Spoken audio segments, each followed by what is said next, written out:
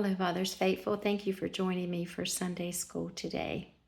The lesson today comes from my regular Bible reading, which it often does. But I was reading in the book of John, and I read chapter 9, and I read the story where Jesus heals a blind man. And I thought how relevant that was to my life right now, and I hope it's relevant to your life too. But we are seeing Jesus for who he really is in this miracle. So I'd like to read John chapter 9, verses 1 through 12 to begin with. As he went along, he saw a man blind from birth. His disciples asked him, "Rabbi, who sinned, this man or his parents, that he was born blind?" "Neither this man nor his parents sinned," said Jesus, "but this happened so that the works of God might be displayed in him. As long as it is day, we must do the works of him who sent me. Night is coming when no one can work. While I am in the world, I am the light of the world." After saying this, he spit on the ground and made some mud with the saliva and put it on the man's eyes. "Go," he told him, "wash in the pool of Siloam." This word means sent.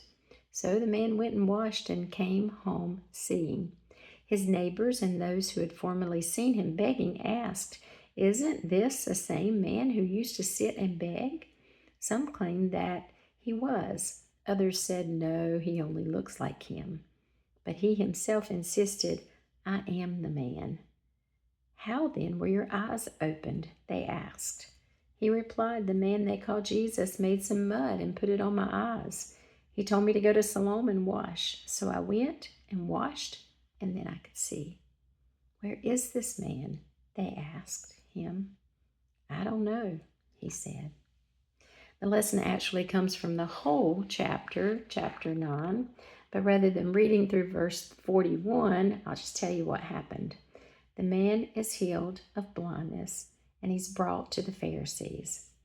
They questioned him about how he received his sight, and they focused on the fact that Jesus healed him on the Sabbath.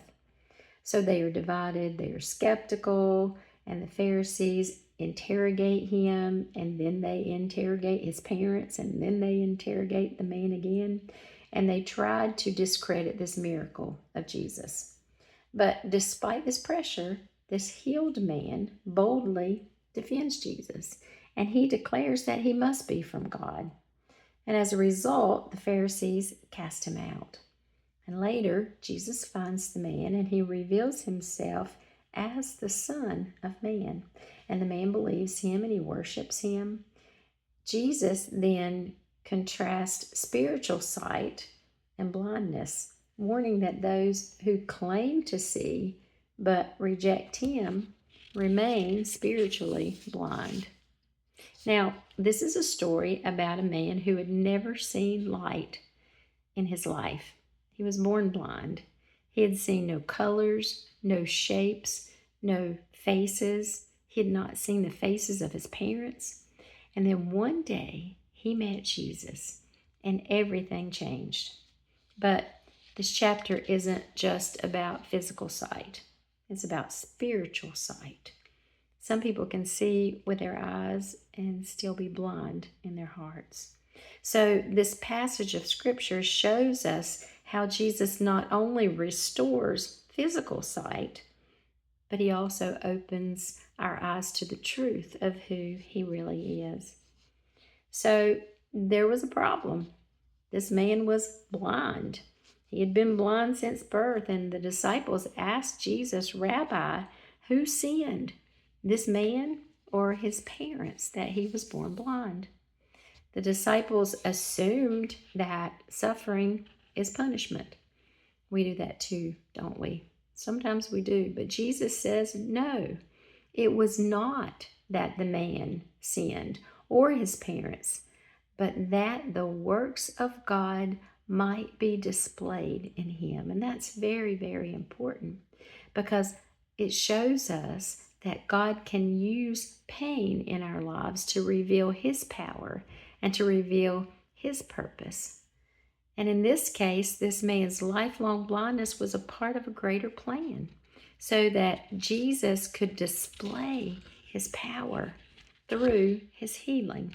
So if you're going through a time of pain right now, just declare that Jesus will show his power through your pain, show his purpose through your pain. God may not cause all suffering, but he certainly can redeem all suffering. We know that he brings consequences for disobedience, and we know people suffer because of their disobedience. But we also know that God has a greater plan, and it is not always because of sin that you suffer. Our greatest wounds can often be the greatest windows for God's glory. So here's the first lesson. Your pain is not pointless. God can use it, whatever it is. The man's blindness wasn't a curse, it was a canvas for God's glory. Jesus said in verse 5, I am the light of the world. Now, he's not just going to fix this man's eyes, but he's going to change how people see everything. Jesus spits on the ground, he makes mud, and he puts it on this man's eyes. Now, that seems kind of strange to us, doesn't it? He could have spoken a word, but he made mud out of spit and dirt. Why? Well, sometimes, and I think this is a wonderful point, sometimes God works through this messy, unexpected circumstances and means to heal us. Sometimes we don't understand his method, but we can certainly trust the Messiah. So the man washes in the pool of Siloam as Jesus instructed him to do, and he sees for the first time. Imagine that moment. Light floods in.